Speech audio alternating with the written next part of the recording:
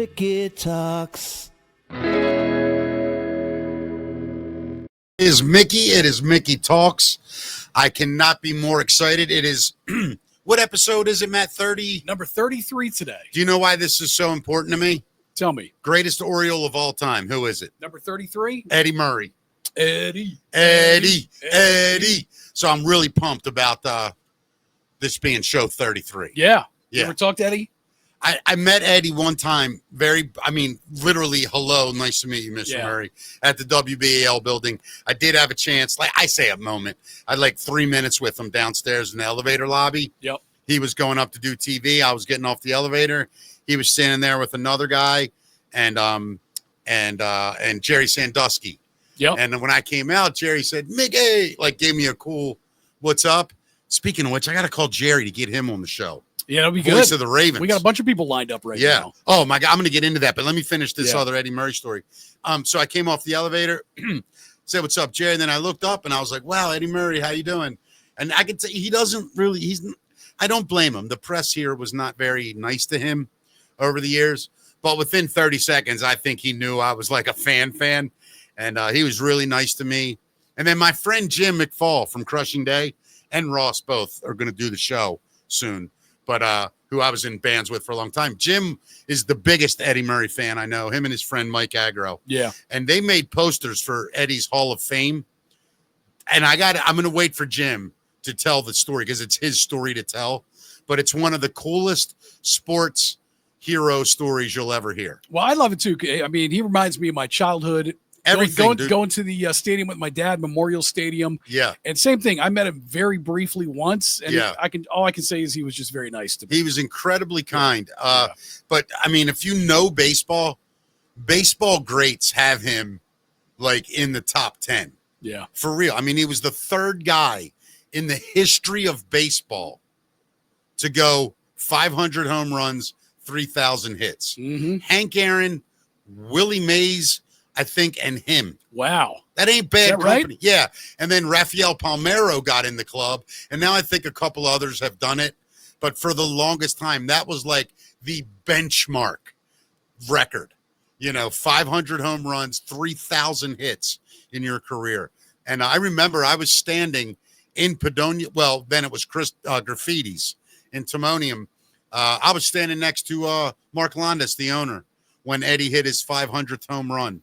And I just remember, like, I got a little emotional because he was my Oriole guy. Is that right? Yeah, and then when he left and, he went to L.A., he went to Cleveland, it was heartbreaking watching him, be Eddie Murray somewhere else. Yeah. And then when he came back at the end, it was like it was such a great thing knowing that Eddie Murray broke that record in Baltimore.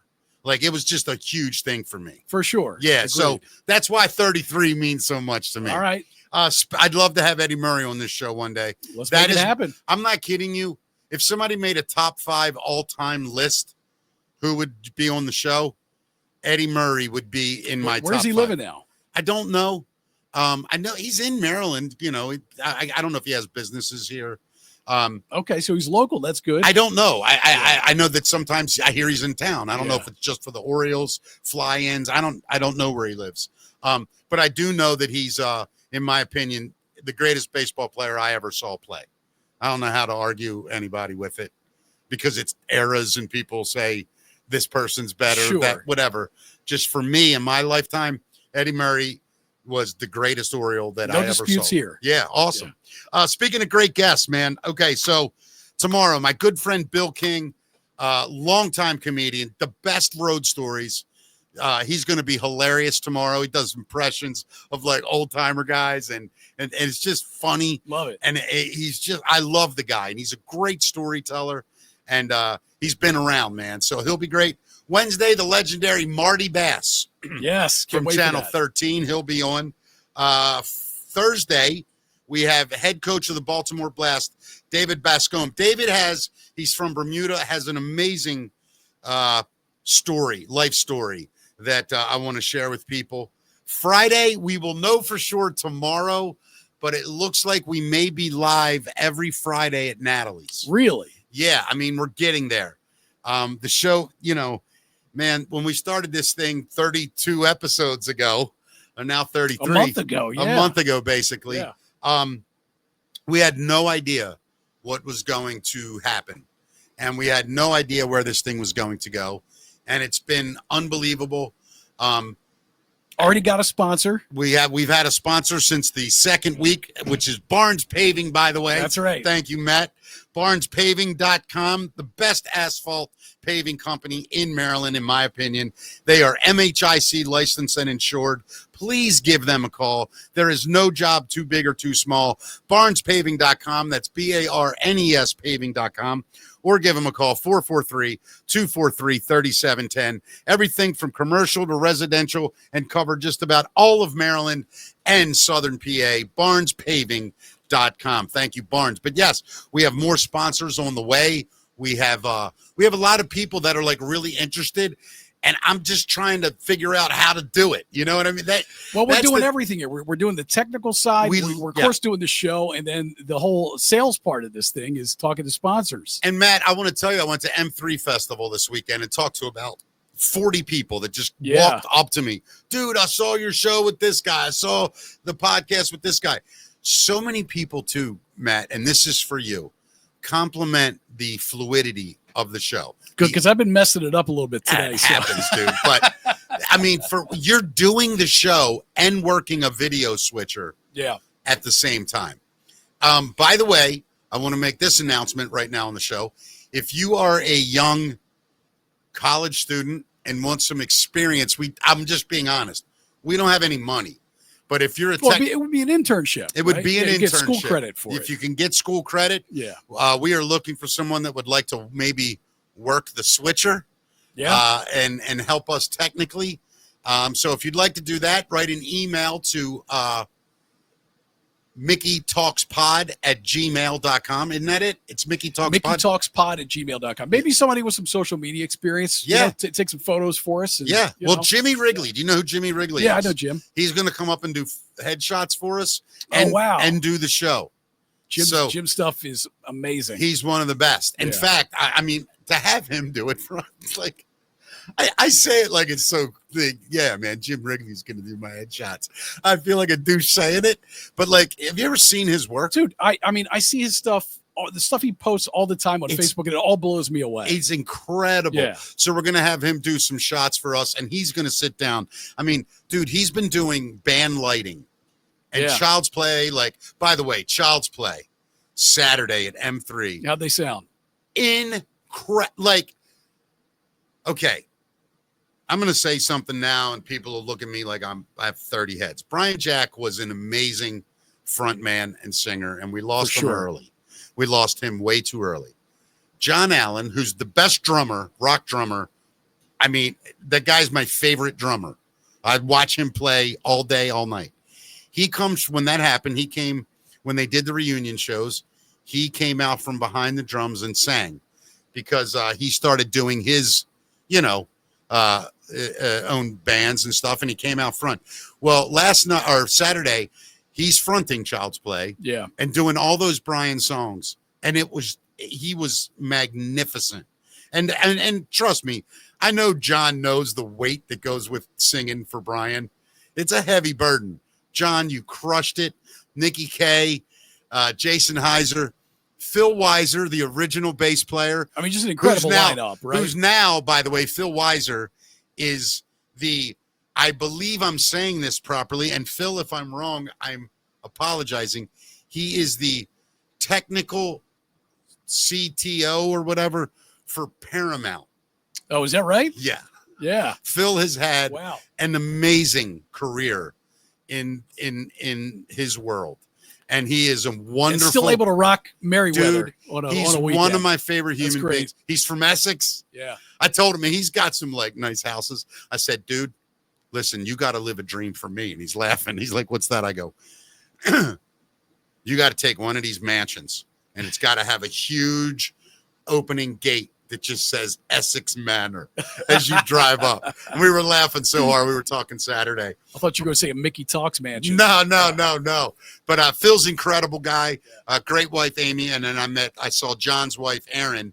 And of course, Nikki and Jason. It was just an amazing day. But dude, David Lee Roth. Let's talk about him during Matt's music. Okay, minute, fair enough. Yeah. Great guests coming up, including in the Monday the 12th, the queen of rock and roll herself, Sarah Fleischer. Wow, coming on the show. Love it. I met Sarah when I was 13 years old. I've told the story many times. Is that right? I'll tell her when she's in here. Yeah. Dean Crawford, you know Dean? Yeah, I know Dean. Dean's going to come up and do the show. Jimmy Haha is on the 20th. So great guests coming. I'm so got excited. Howie from Ballyhoo coming up. Howie from Ballyhoo. Yeah, absolutely. Just so pumped about everything going on with the show. One thing we still need is some sponsors and some money. You know, we're trying to build this from nothing. You guys been with us the whole way. So if you would like to donate, you can do that through Venmo right now. We put that up on the screen if you're watching. And also, if you would like to be a sponsor, please email Mickey Talks Pod, MICKEYTALKSPOD @gmail.com. Always looking. We can always figure something out. There's a lot of guys right now the show's about to get really interesting once we figure all this out. But yeah, everybody, thank you. All right, Matt, let's get into the show. I had a great time this weekend at M3. I went Saturday. Then yesterday I went down to Lunacy during the day and saw Sons of Pirates. Oh, cool. Have you ever seen them? Never seen them, no. So do you like that stuff? I know some of the guys in the group, but I've never seen Jeff them play. Mullen, the drummer? Yeah. Jeff's one of my favorite human beings. When I was a kid, he worked at Gordon Miller Music and treated me like an absolute rock star when I knew nothing. He taught me how to tune drum, like just a great guy. Saw him and the guys in the band. They were phenomenal. Went down with Shannon and Stan. And my friend Stan's a huge Jimmy Buffett fan. So, you know, he's like a parrot head Buffett. Right. I mean, Stan would do the bus trips. He would do the big cookouts before and they all go down. And like, I never understood That's Buffett kind of a thing. Grateful Dead-ish type thing, Very right? much so. Yeah, But yeah. here's the thing I want to say. And I realized this, and a lot of my friends may laugh at me.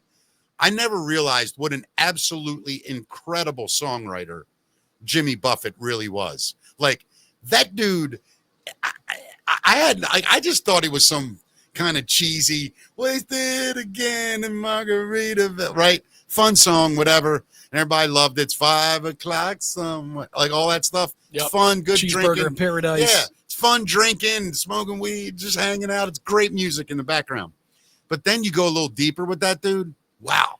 So I gained a lot of respect for Jimmy Buffett in the last 2 years since I met Stan. I haven't gone super deep with him, Dude, but he writes some good, catchy stuff. No, for sure. get out of the hits and All get right. into like some of his dark, like not Really? dark. Dude, that guy was a little bit of an outlaw, man. And people don't realize it. Like that dude's an interesting cat, man. Yeah. Watch a documentary on him. He'll be on our show one day. Jimmy Buffett? Yeah. When we're doing it from heaven. So, but like I said, my friend Stan's a huge fan, so I went and saw them. And then afterwards went up to Natalie's to see Crushing Day last set and hung out there They for a played while. the outdoor stage. Yeah, it was, by the way, I went to Natalie's. I think it's Thursday, Friday, Saturday, Sunday. Yeah, wow. Because I was You just live there now. Well, you know what it was? You and the whole family. You know what? Yeah, my boys went with me a couple nights. The thing was, I really wanted it to work for them. Yeah. So it was like, all right, man, I'll come up and spend the money I don't have a little bit, and my boys went and we had fun. And I really believe, I mean, last night on a Sunday at 8:00, it's packed. The restaurant's packed. Good for them. I'm so happy for them. I am so happy. So I'm hoping that relationship continues. Great place, great people, great food. Everything. Yeah, Yeah. I love it. I'm hoping that continues. I'm hoping we do it live every Friday. That would be fun. Yeah, I'd be pumped about that, dude. All right, Matt, what'd you do this weekend? Anything fun? I spent $500 I don't have on an air conditioning unit this weekend. It was a blast. For the house? Yeah. Like your outside air went up? Yeah. Oh, yeah. my God, dude. Had to buy some capacitors. Great timing. Yeah, great timing. Yeah, awesome great, yeah. timing. When do I have the least amount of money? No, nothing to get me through, and I need the biggest problem I've had in my house. Had to hang out Yeah. all weekend while that was repaired, so that was fun. Real quick, I'm trying to, for those of you watching on Facebook Live, let me just say this to you.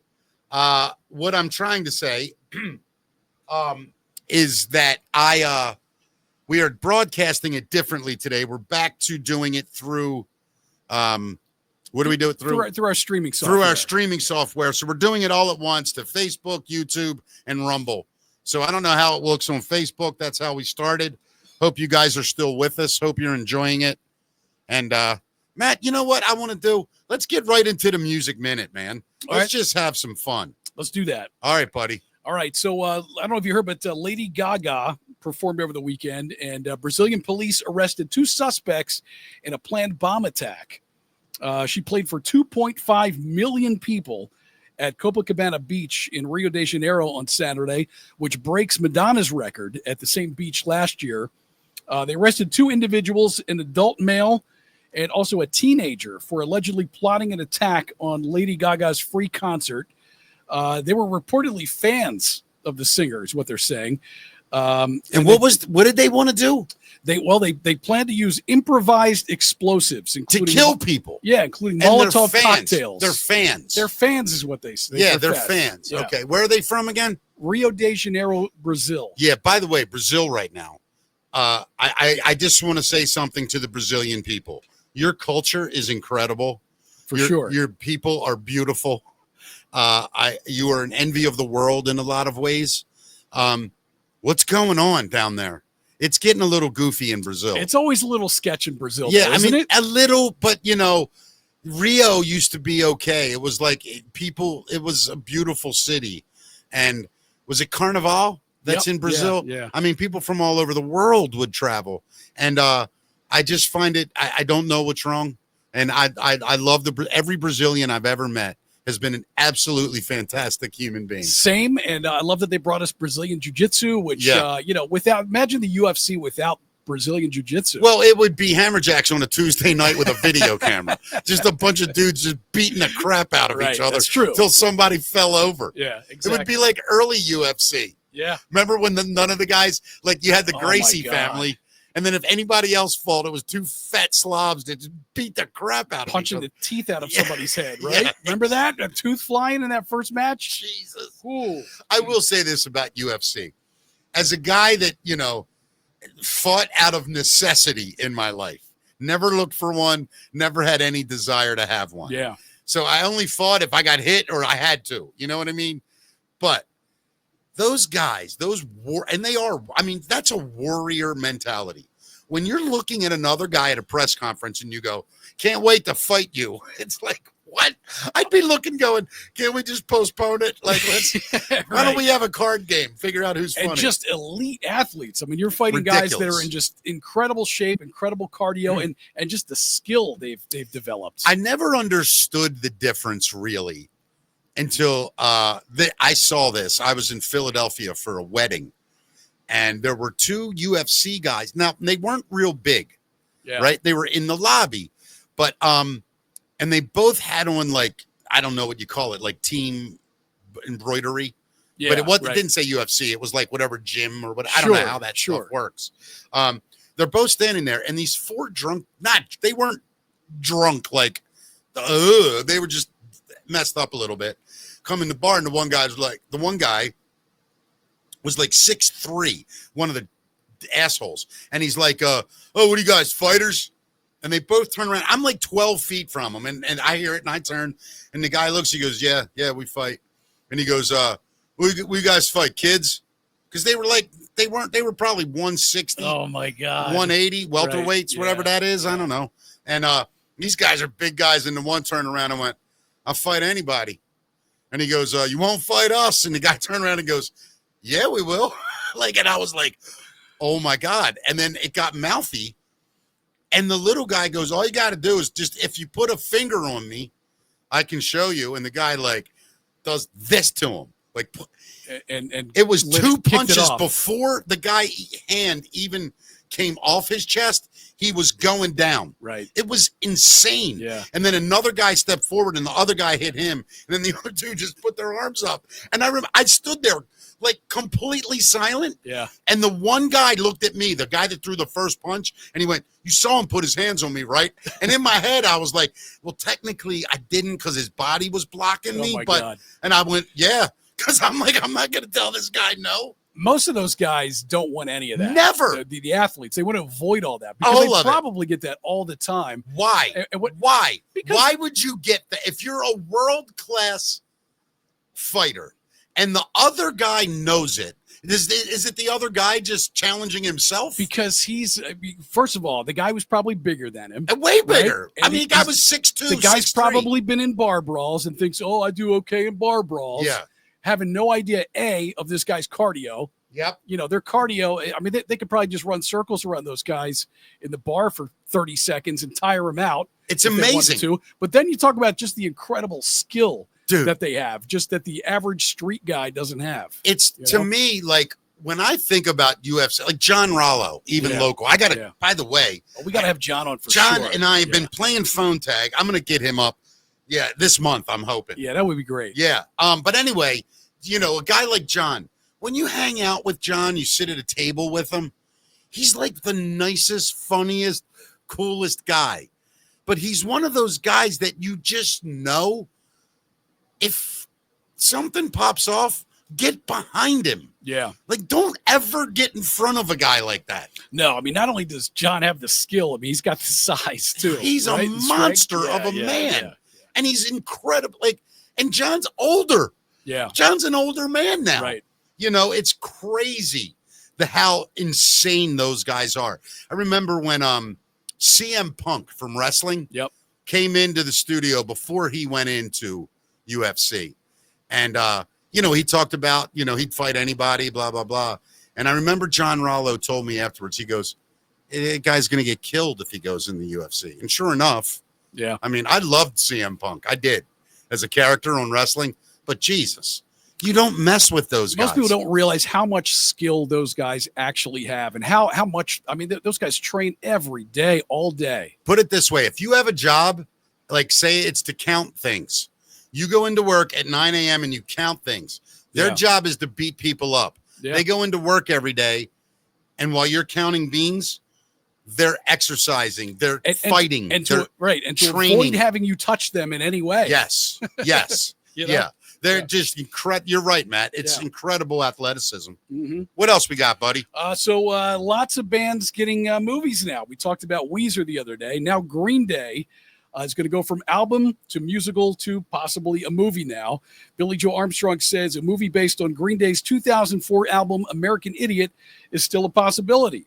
So he had a very successful run as a musical on Broadway and London's West End, and there was talk of turning it into a movie with actor Tom Hanks reportedly showing interest in producing.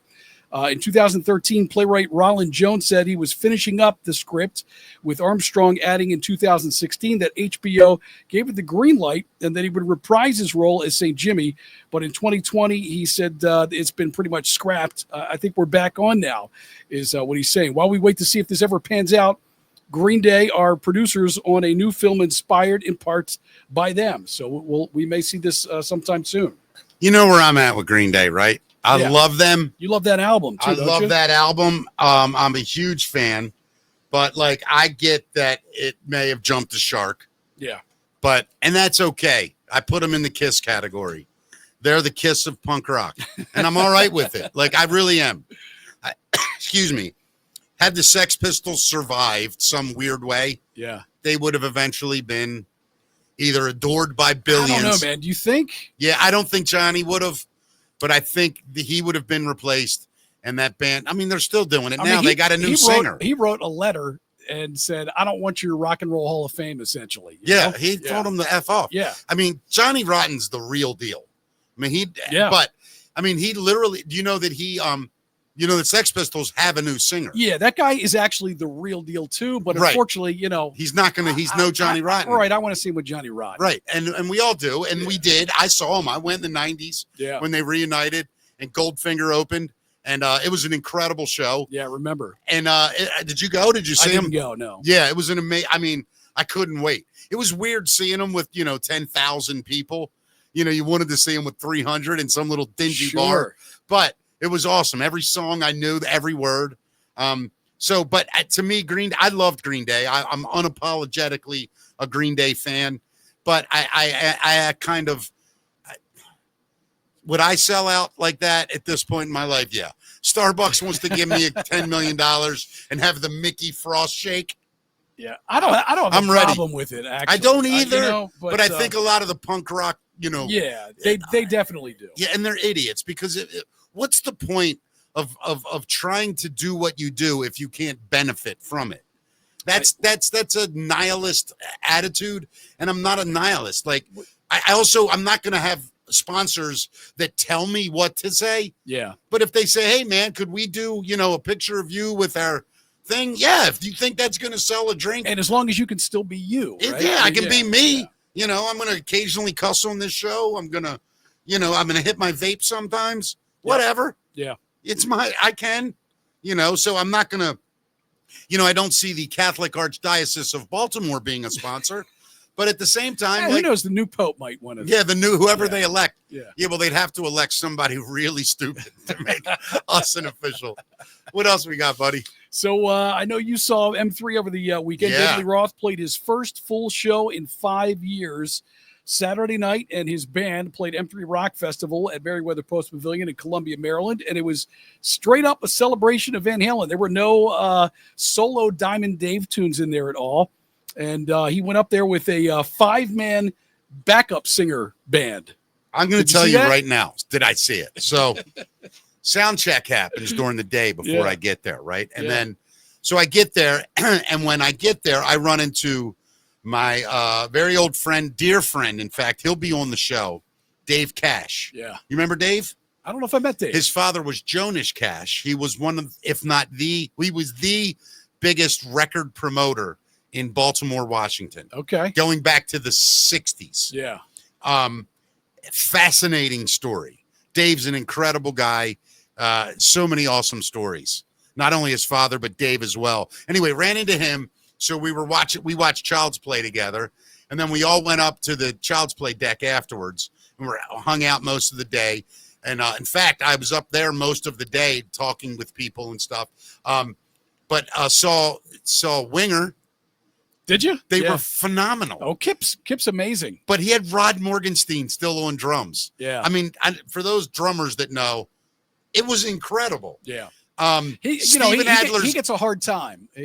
Yeah, but he's a beast, man. Kip Winger is an insane musician. Yeah, the guy played with Zappa. Enough said. For sure. I'm not gonna. If you don't know what that means, you don't deserve to be in the conversation. Yeah. However, Steven Adler's Guns N' Roses. Can I just say something about it? It's the third best Guns N' Roses tribute I've ever seen in my life. Yeah. Yeah. Third best. Third best. Axl with Buckethead was number one. Right. And then Guns N' Roses doing what were they called when they had what's his name? It was really Slash and the guy from Stone Temple Pilots. Oh, you mean what was that? Yeah, wasn't he? Oh my God, with them, right? I can't believe I'm blanking on me it. Too. You're the one that's supposed to know this crap. I know. Music guy, Snake. No. Well, oh my Slash God! A Snake Pit, that wasn't it. What was the name of that band? Look that up. I feel like an idiot right now. Scott Weiland, Duff McKagan, right. Slash. Who played drums in that? What's his name? Matt Sorum played drums in that? Yeah. So it was Guns N' Roses with him singing. Oh, my God. It's killing me. What is the name of that band? All right, I got to do the Google search. It's taking forever. Do the Google search live on air. I hate to do it.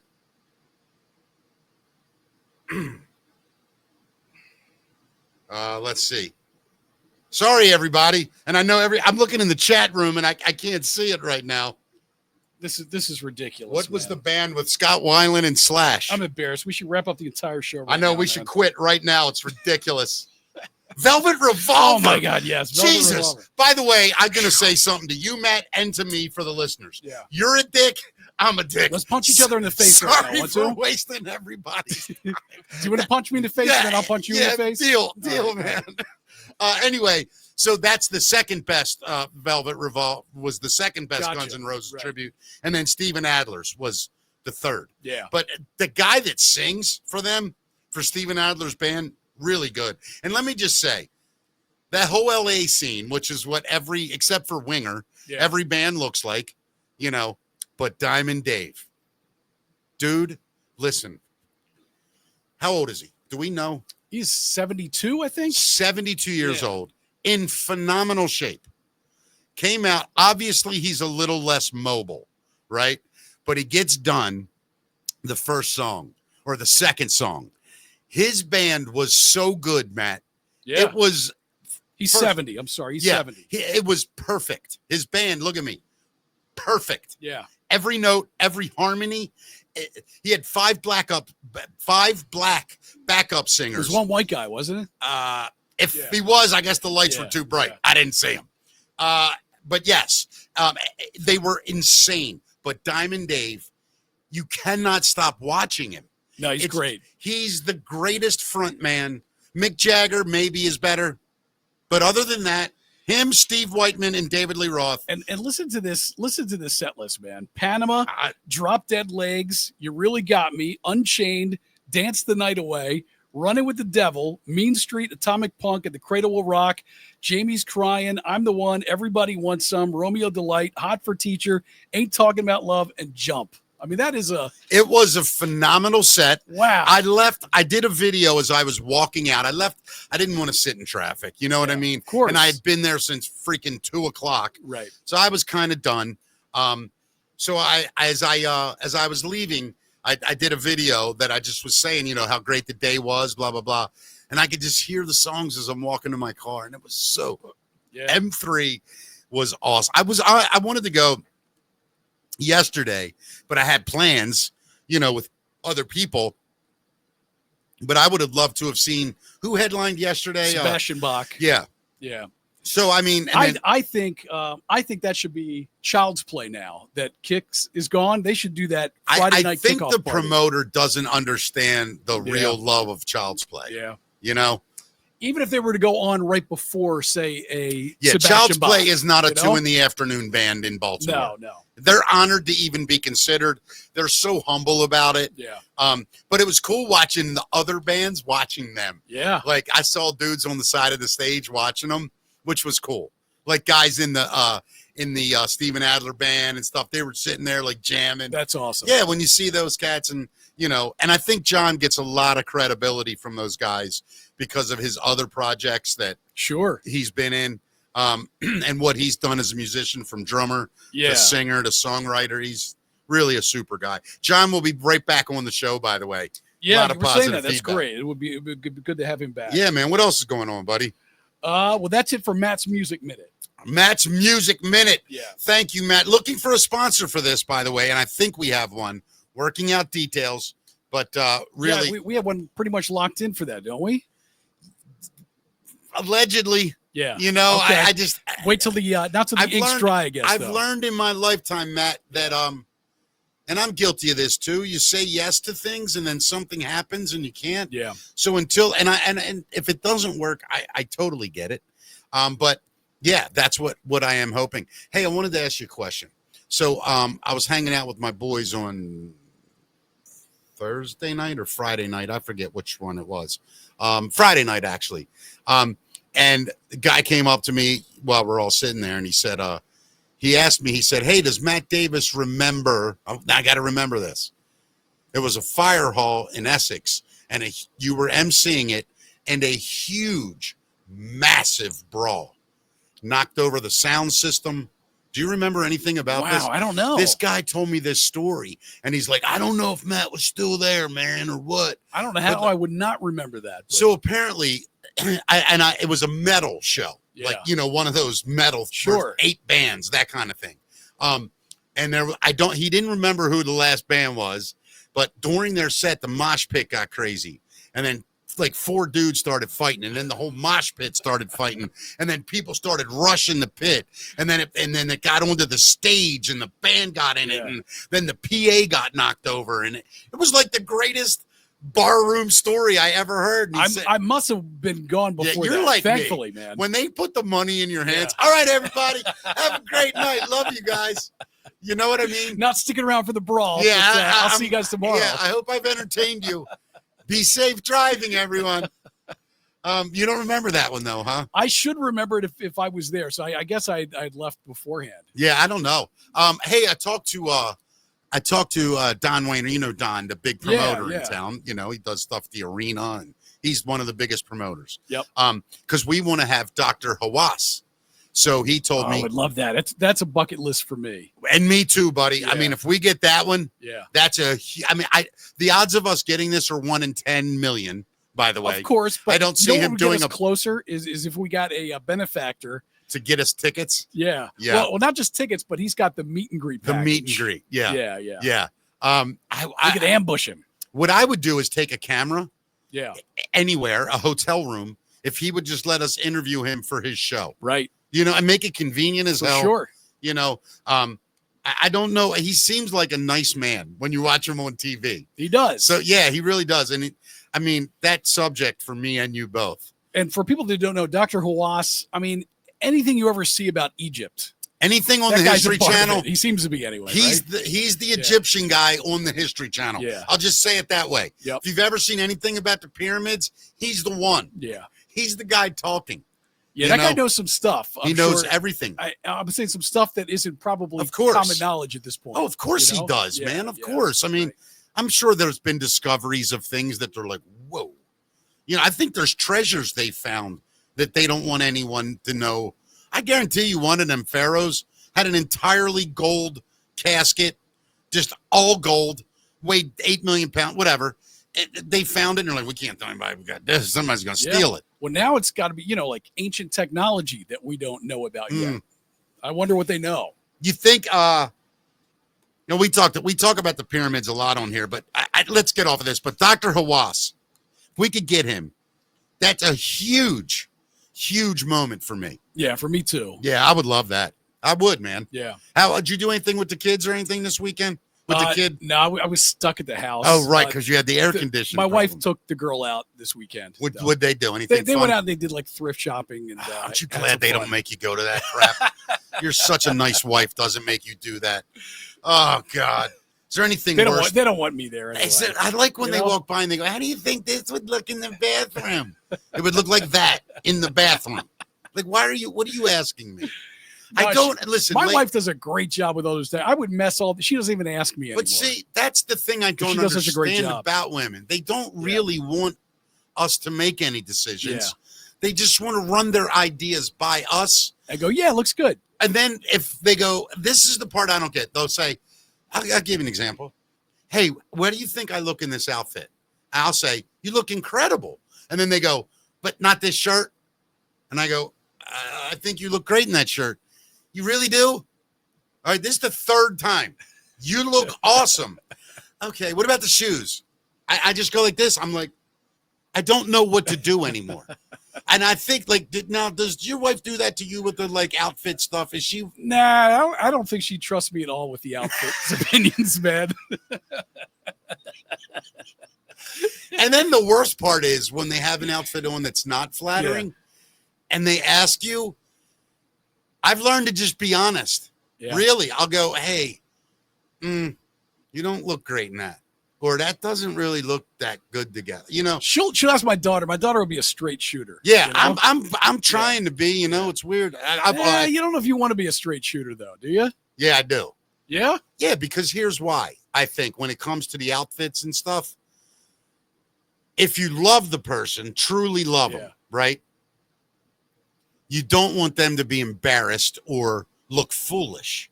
Yeah, but or unattractive. Your lady, my lady, they both have pretty good sense of style. I'm kind of talking about women in general. Yeah, yes, right. To answer your question, yes. I do help with Shannon sometimes, like with outfits and stuff. Yeah. But what I will say is this: I've been with a couple women in my life in relationships, and the women, it seems to be a pattern that I just don't guys get dressed, and then we leave. Yep. That's what we do. We get dressed and we say, okay, we're ready. And then unless we're told to go change, we don't question it. Right. Well, I know I look fat in that. Right. So, I know I look fat and short and everything. Now I've never said flat out. I have said it's not flattering on you around this area. Yeah. Like That's it. That's brave. Well, she's asking, and not Right. her. It's not Shannon. Yeah. Other women. You know, Yeah. it's like you Your just. butt does look big in that. Yeah. Does my ass look big in this? You know it does. I've done this whole thing on stage before. That's really what I'm doing right now. And the bottom line is this: women say all the time they just want a man to be honest. Until you're honest, Right. and then you're an asshole. Yeah. And then it's like, what am I doing? Okay, so I just lie. You I need get to it. pass this knowledge down to the young gentlemen in the world. So Nick. I want to do a show, yeah. not on this. I want to do a separate podcast. Yeah. And basically it's about how to deal with women who don't make sense. Like, and it's a lot of them. Like, and I feel like women sometimes think I'm attacking, and it's not the case. It's more guys. We are simpler creatures than women. Men are also, and I don't care what anyone says, we're more patient. We put up with more like ridiculousness. Now, you're confusing what I'm talking about. I'm not, All right. we're assholes, right? We break shit. We get mad. We throw things. We don't care what we look like half the time. You know, we'll wear anything. We'll eat anything. We're very, very caveman-esque. However, when it comes time for reason and logic, no matter how we look, we pretty much can follow reason and logic. And I think sometimes women, I'm getting in trouble right now, and I don't know how I'm going to talk my way out of this, but I do think that sometimes women overthink things so much that it causes issues. And the whole time, a lot of times men are just going, yeah, that's what I said in the beginning. You know what I mean? Yeah. I think guys are more logical and women are more just emotional.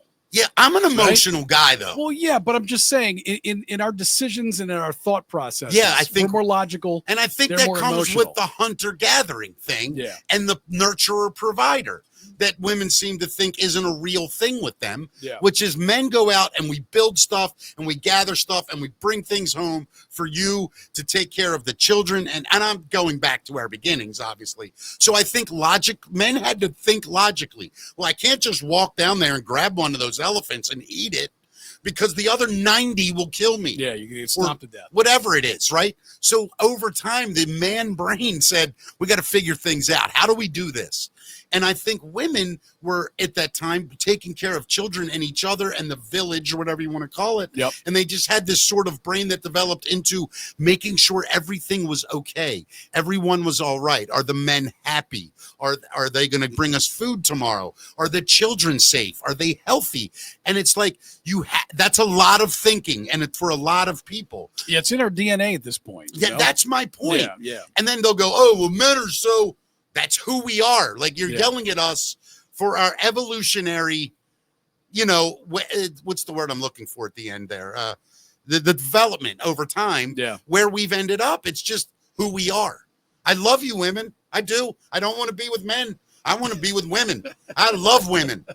I just sometimes go, I don't get you. Like I don't, Yeah. and I don't, and I think it's a fair thing to talk about. Like I don't understand. It is what I think most men and women would agree with you. Do you? Yeah. I yeah. think most women, when they hear me talk, they think I'm a caveman because they think I'm saying I think they think most of us are cavemen though. yes, and and we are to some extent, but that's the best you got to work with, ladies. Yeah. We'll do anything for you for the most part. Sure. Anything, right? It's just every now and then, a guy just needs some, quiet. Can we get some quiet time? You know what I'm saying? And this isn't your wife. This is just me talking about other men I know and their wives. Like I hear men talk about it. Yeah. And it's like, can we just 20 minutes, I'd like to not hear anything but like what silence sounds like. And peace is the word. You know what I mean? Sure. Don't you enjoy peace? Yeah, of course. And I think, the other problem, and I think it's real. Women do worry men worry about a primal attack, right? Men sit there and go, all right, my house is safe. My kids are safe. My wife or my girlfriend is safe. We're locked in our home. All right, I can turn my brain off now and can turn it right back on if someone invades me. Right. And I think women have that same thought where they want to make sure everyone's safe and protected. But then they also do this stuff, which men don't do. I should really, really do this in the kitchen, or I should make sure that this in the house is like this. And it's like, okay, can you just make me a list of the things you want me to do and I'll accomplish them? But it's the weird dynamic that I think men and women tried to live in that makes relationships hard. It's really simple to love someone. And it's basically you help them when they need help, and they help you when you need help. That's good philosophy, yeah. And in the middle, you have to recognize that sometimes the other person just needs to go, I don't feel like doing that right now. Whatever's happened in my life every day, and the life we have, and the kids and the jobs and the pressures and the money and the bills and the everything that goes on. Tonight I would like to watch Murder, She Wrote, and for 2 hours and go to sleep. Right. And I get it, and it's a hard thing to coordinate those kind of times together because other people have things that they're stressed and worried about, and they're not necessarily stressful or worrisome for you. So you get in this void where you're just like, I don't know what to do. This is the struggle of the relationship. And what makes it rewarding in the end, if you can keep it all together, right? Yeah, I do. And women that are watching this that think I'm, poo-pooing you in any way, let me say a couple things about women nicely, like that I believe in my core. Yeah. I think women, when they are rational and not, if they're not upset, and this is men the same way, but women especially, are a lot of times they do understand the long play, like, here's the right way to do this stuff. Women are very good, I think, at saying, look, first do this, then this goes, then we'll get to here, then we'll get to there. Men are very, all right, but right now I got to fix that door. And if that means I got to rip the living room apart to do it, I'm going to do it. Right. And we're just stupid. We're dumb. We go in, the hammers swinging, drills flying. The couches had to be moved out because we didn't have enough tooth. You know what I mean? And I think women can just have a tendency to go, all right, have you thought about doing it this way? But what happens is they let us start and we get aggravated. Then we don't want to hear anything. So it's a really weird dynamic of, if it's two men, the man will stop the other man. Dude, you're not doing that. But for some reason, because we're cavemen, when a woman tells us something to do better in a man's way, we're not listening to that. You think it's too much ego in the way? Oh my God, men are the most egotistical things when it comes to women. Right. Here's what causes it, I think. Women are not very good at saying, hey, have you thought about it this way? They question you, which feels like an interrogation. Why did you do it that way? Well, because when I started, I didn't think of it. I could have done it that way. But why would you do that? Well, I made a mistake. Yeah, that was dumb. Here's how you should have done it. Yeah, then you're like, yeah, guess what? That's when I'll throw the living room outside because now you're pissing me off. I made a mistake, and now I'm being judged for something that I was trying to do nice, and I just didn't do it right. So it's, you know what I mean, Matt? Yeah, no, yeah. It's, that is the struggle. Yeah, right? And at the end of the day, men know they're wrong 50, 60% of the time. No, I mean, it's a pretty fair balance most of the time. Men know it. I think women do have a harder time saying I'm sorry than men. And I think that's partly a physical thing where women, it's like a thing. It's like power with men because they're not physically as strong. So they can mentally say, well, I'm not apologizing for how I felt. And I get it. You can't walk over and physically intimidate us, whatever. So I get it, but it's just an easier way, I think. I think there's an easier way in life to get along with people. Yeah, what do you think that is? Honestly, do you want to know the truth? Yeah. The best relationships I've ever met say this. The other person is there to bring you peace. And if they don't bring you peace at all, you're not with the right person. Now, you can tell someone, hey, I want to be with you. I love you. I think you're amazing. Here are a couple things that bother me for whatever. I'm not saying they're wrong. They get to me. I don't like this, this, and this. And it can work both ways. A woman can say to a man, I don't like that you do this. Then a man has two choices. He can say, well, I'm going to find me a woman that likes it, or I'm going to make changes to who I am. Well, it's all about compromise, right? Bingo, Matt. Yeah. That was the word I've been thinking of for 3 minutes. For sure. And I think compromise is everything. And I think a lot of times you fall in love with something or a couple things about a person, and then you learn the other things about them.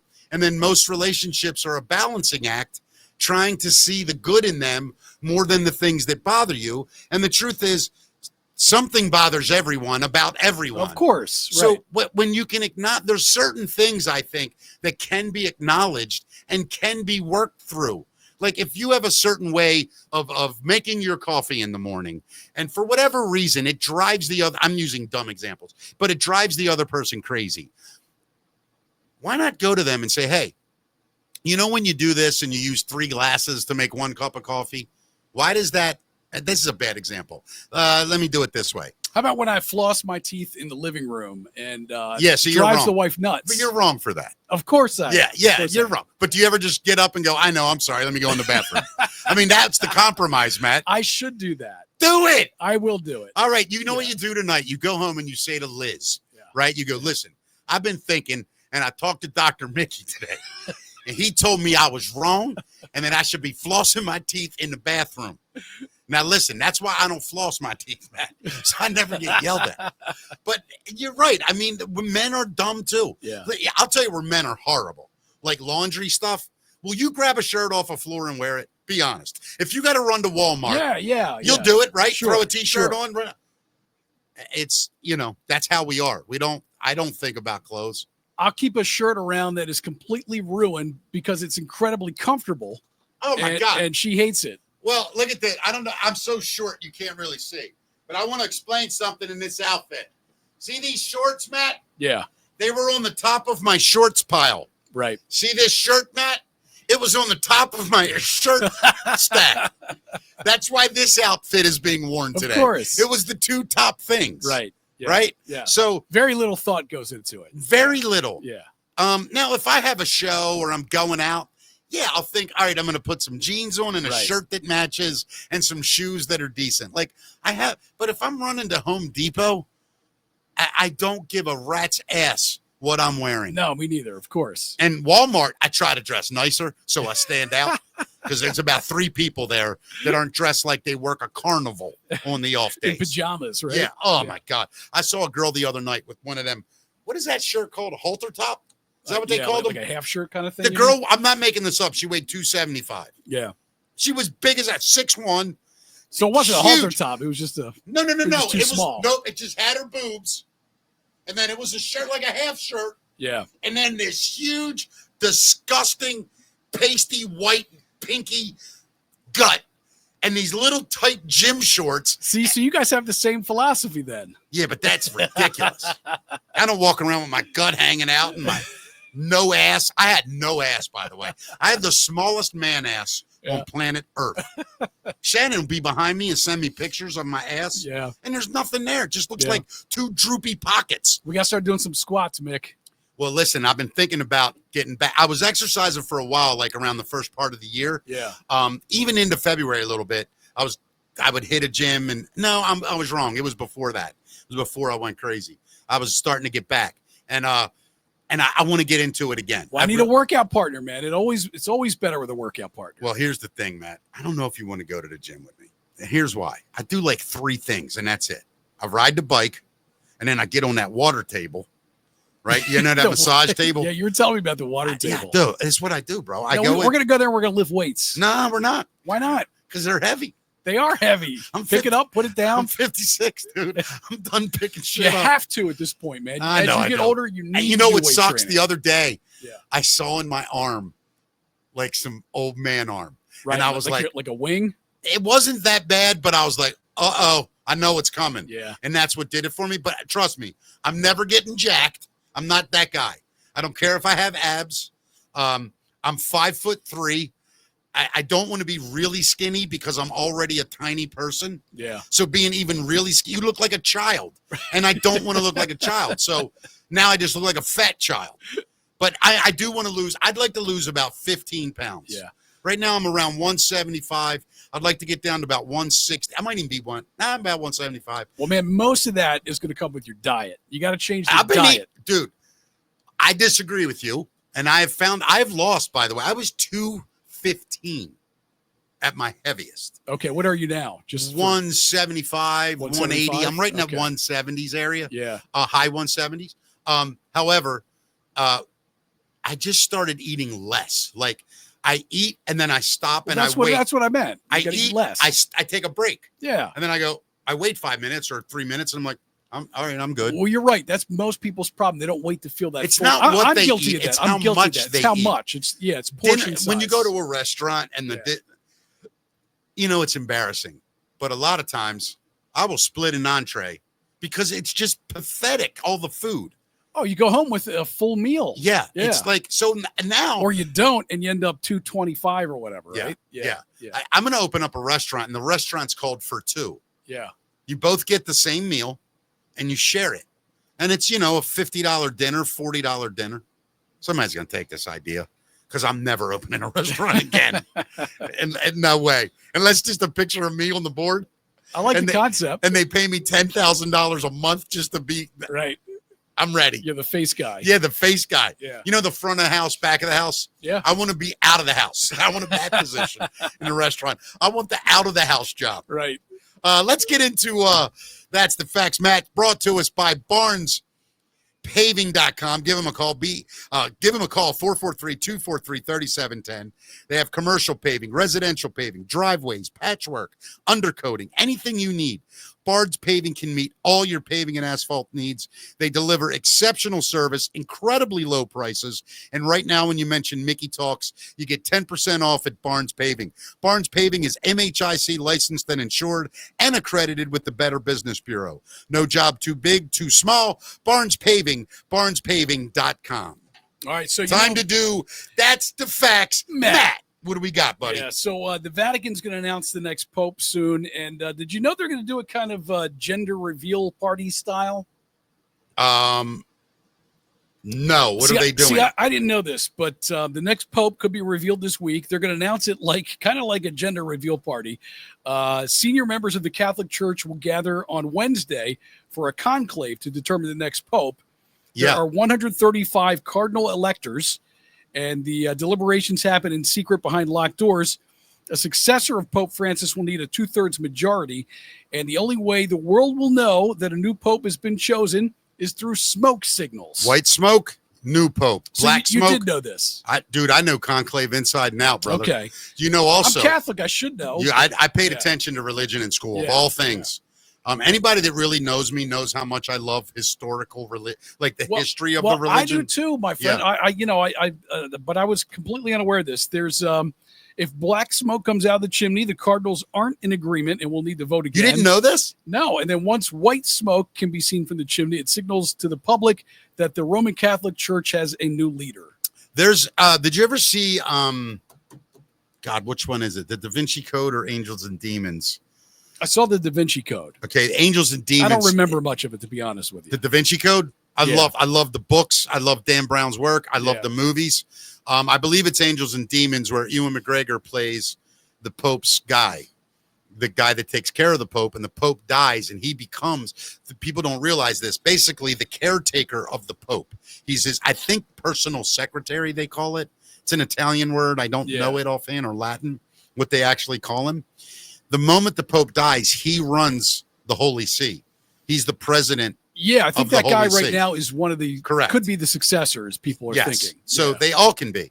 Well, sometimes if they're a cardinal. I don't know if that guy was a cardinal. I don't know. Yeah, he was a cardinal. Okay. So he can be. But I think the Catholic Church is in for a battle right now. I really do. In what way? Well, because I think that there's a part of the church that wants a stricter return to old dogma. And there's a branch of the church that realizes it has to grow and open its arms to people that in the past had shunned. Well, look, you're in a tough spot when you are a religion who has rules and, Of course. and things and that you're not supposed to change. I mean, because it's supposedly God's holy word. So what do? Do you change it for the times? Yes. Or, well, Yes, and I'll tell you why. I agree with you. It's going to Because there are things that they've developed over years that benefited the church, not Jesus. Okay? Jesus didn't give a rat's ass about a lot of things the church cares about. In fact, Jesus, if you know him, and I'm not getting religious, believe me, but Jesus was kind of a dude that was just like, hey, man, be a good person. We don't really care about much else. Well, Jesus was a Jew. So Correct. Yeah, but I mean, he wasn't Catholic. No, but he is Catholic, though. His Agreed. His church, Well, right. St. Peter, his apostle, the guy. Yeah, Upon you, I will build this church, Peter. sure. Upon this rock. That church is the Catholic Church. Yeah. So this whole thing that this revisionist history of where Christianity started, Yeah. that's where it started. Like, stop making crap up. But the church has changed over the years, and we all know why. It's had terrible scandals, and it better elect somebody that comes forward and says, listen, we have made horrible mistakes. We want to change the word of God, not change the word of God, the message that we've been sending for years. I think the church could survive. I think people are wanting faith again. I think They there's need some reform. They need a lot of reform. and that's where it's heading, I think. Yeah. You know, Matt, this isn't a very funny show today, but I like it. It's an interesting show. It's an interesting just as show. good as funny. Yeah, I think so too. Good. I'm glad you're in Yeah. agreement. Yeah. All right, now talk about something funny. So you know do you remember the woman we talked about? I think it was last week. She passed away. She was the oldest living woman.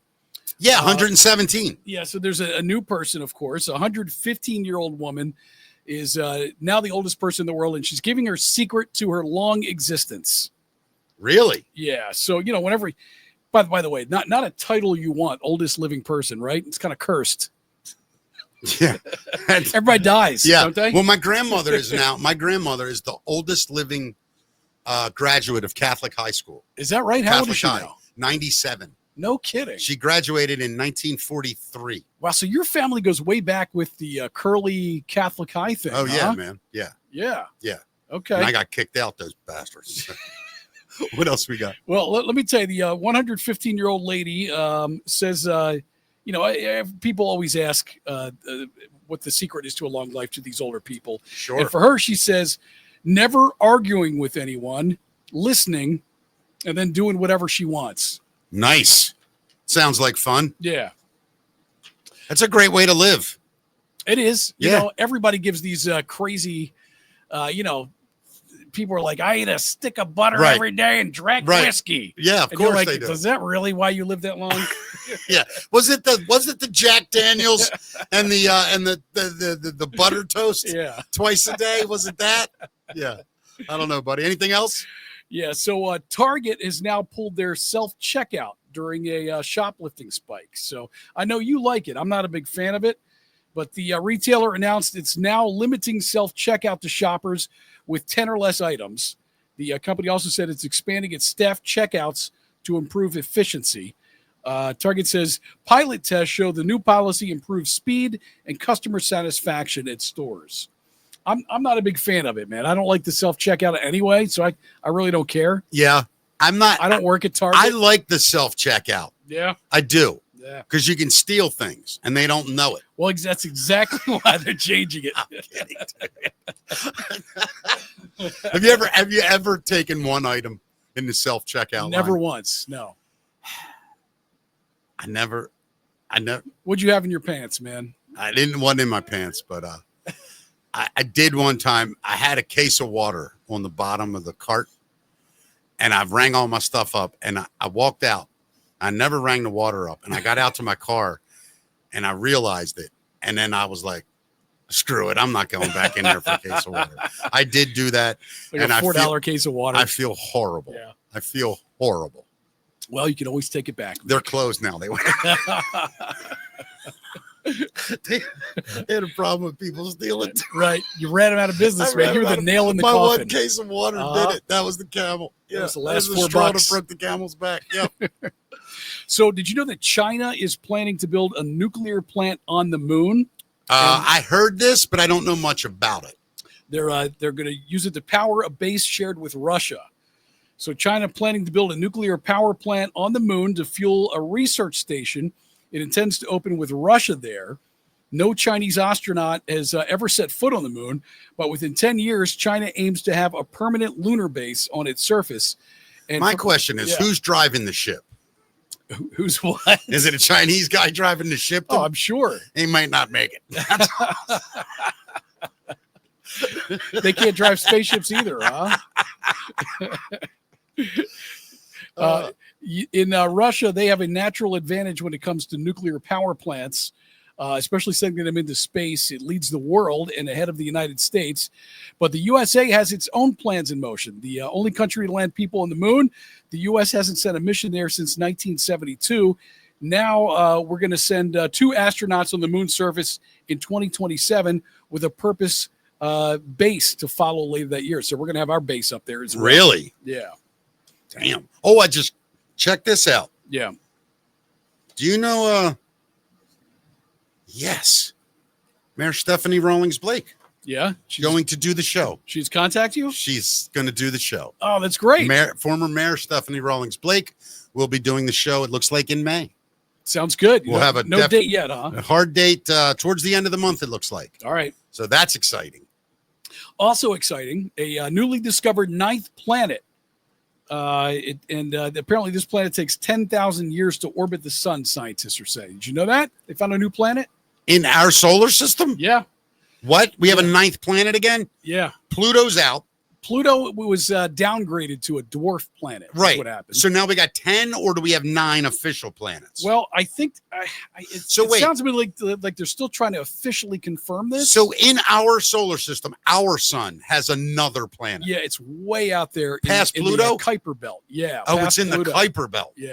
The Kuiper Belt, for people that don't know, is the place where like big icy chunks of rock, it's where comets come from. Yeah. Like Halley's Comet Yeah. comes from the Kuiper Belt. Yeah. Isn't that the asteroid belt is the same thing basically between us and Mars? The asteroid, that's different. That's the further asteroid out? belt. No, that's closer to us. But the Kuiper Belt is way up where, where Pluto would be. Past Pluto. Oh, right. Yeah. Right. Okay. Yeah. And then when we get past that, we don't know anything, right? Well, this is what they're saying. The possibility that an additional planet may be hidden far into the solar system was touted more than a century ago, but astronomers may have found new evidence that points to a celestial body that could be a possible candidate as Planet 9. They're saying the hidden candidate is likely the size of Neptune, which is big, because Neptune's one of the gas giants, and is so far away that it could take between 10,000 and 20,000 years to orbit the sun. And they, Pluto was downgraded. I think it was in 2006. There are currently several lines of observational evidence pointing to the existence of Planet 9 is all they're calling it right now, to my knowledge. I mean, like I said, we're finding stuff in our own solar system. Yeah. In our own little thing. And then there's people on Earth that go, there's no way aliens are real. Do you know how dumb we are? Yeah. I mean, there's civilizations out there that are so far in front of us. Well, I think it was until something like 1913, we thought that our solar system was all there was. Yeah, of course. Yeah, we didn't even know beyond it. Yeah. Yeah, they didn't realize half those stars were galaxies. Yeah. Yeah, it's nuts. It really is. Yeah, it's crazy. What else? Anything else, bud? Because my teeth are floating. Your teeth are floating. You know what that means? What's that mean? Gotta pee. Oh, you gotta pee? Yeah. Well, go pee. I'll do a story real quick. You want to do one? No, it's 10 after 6. Let's wrap it up. All right. Jesus, what are we doing here? All right, let's wrap it up. Is this a Hallmark movie? You got one more. Do one more. Oh, all right. Do your favorite one left. Oh, God. I don't know, man. I'll give you a choice. Okay? All right. There's a skeleton recovered from an intriguing Roman-era cemetery in England. May mark the first physical evidence of combat between gladiators and animals. All right. UK scientists want to block out the sun to fight climate change. Yeah, let me hear this craziness. Want to hear that? Yeah, let's hear it. What's going on? All right. So UK scientists will soon begin outdoor geoengineering tests to block the sun, supported by a $50 million government fund. The project is led by the Advanced Research and Invention Agency and will carefully monitor to make sure it's safe and accurate. The aim is to gather real-world data on whether these technologies could slow the effects of climate change. A separate $11 million program will run alongside it. Together, they make the UK one of the top funders of geoengineering research globally. Here's how blocking sunlight could help, they say. Read long, Matt. I can't hold it. All right. All right, he's running. He's running for the bathroom. So here's how blocking sunlight could help us out. They say that geoengineering focuses on methods to reduce the amount of sunlight reaching Earth. A key approach is solar radiation management, which includes spraying reflective particles into the air or using seawater to make clouds brighter. Supporters say this could cool the planet temporarily and reduce damage from extreme heat. It would buy time for deeper cuts to carbon emissions. They believe this research is vital as emissions keep rising and temperatures hit new records. But there's some fears about this too. Despite its promise, SRM is highly controversial. Some experts warn that it could disrupt rainfall patterns needed for food. Others worry it might distract from the real goal, ending fossil fuel use. Professor Mark Symes, who leads the ARIA program, said the risk of crossing climate tipping points makes this research urgent. And plus, they're saying that no global rules yet, and global talks are needed for this. Because, of course, the UK wants to do this, but how about us? How about this? How this affects the United States or Asia or Africa? Right now, there's no international agreement to manage geoengineering. And experts say a global pause on deployment should be considered until one exists. So, Mick, we went over, how blocking sunlight could help. Yeah. And we talked about the risks. So, blocking sunlight could help cool the planet temporarily, they're saying. The fears and risks are this could mess up, patterns needed for food. And plus, there's no global rules yet for this. Like the UK wants to block the sun, but how about asking the U.S. or Asia or Africa what they think? Here's the thing I'm hoping that the UK doesn't find, that it helps their teeth. You know what I mean? That's what I'm hoping. Because that's like the one thing we have over them right now is better teeth.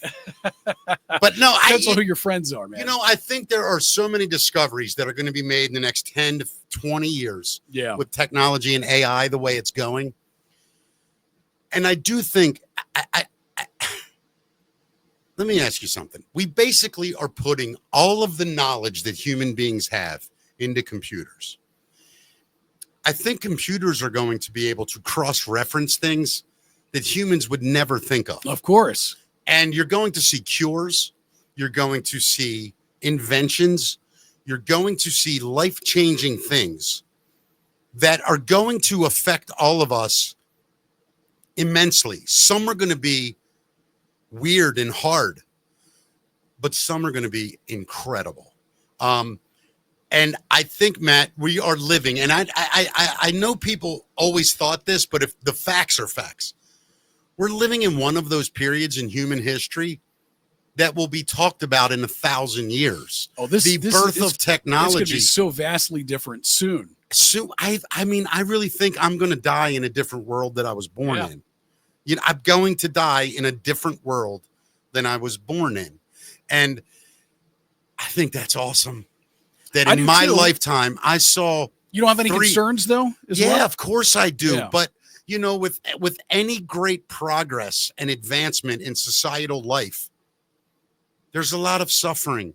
There's a lot of change. There's a lot of people taking advantage of others. But in the long run, humanity has only gotten better. Say what you want. The richest person in the world 200 years ago had a harder life than the poorest person. That's true. They got air conditioning. They've got the internet. They have anything. Yeah, sure. They have food everywhere. Right. It's a joke that people go, I want to go back to the way it was. Do you?